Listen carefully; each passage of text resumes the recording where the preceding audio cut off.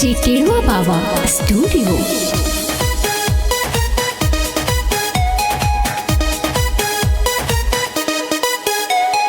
आया है सावन का पावन महीना, भांग चिलमिया चढ़ेगा रोजीना। आया है सावन का पावन महीना, भांग चिलमिया चढ़ेगा रोजीना। मिट जाई दुख सब कट जाई बला।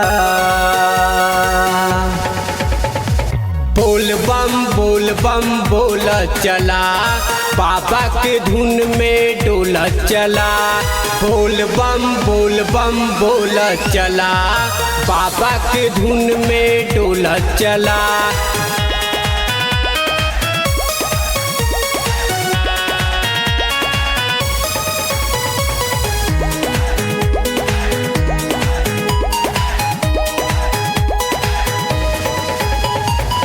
पावे अनाड़ी बाबा सब कर खिलाड़ी, बाबा के साथे रहब के का बिगाड़ी।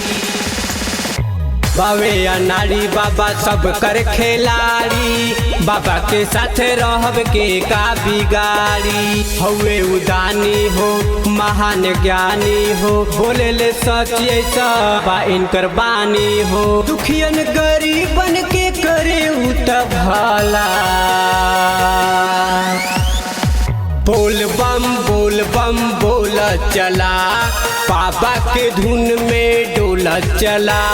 बोल बम बोल चला, बाबा के धुन में डोल चला।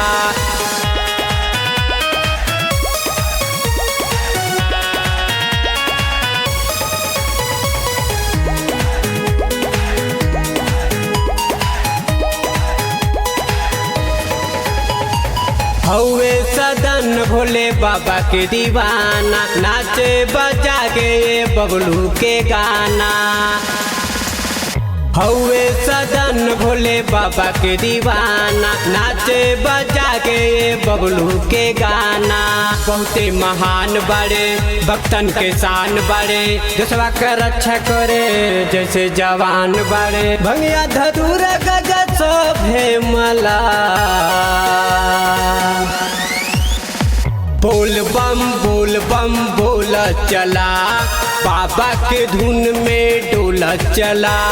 बोल बम बोल चला, बाबा के धुन में डोल चला।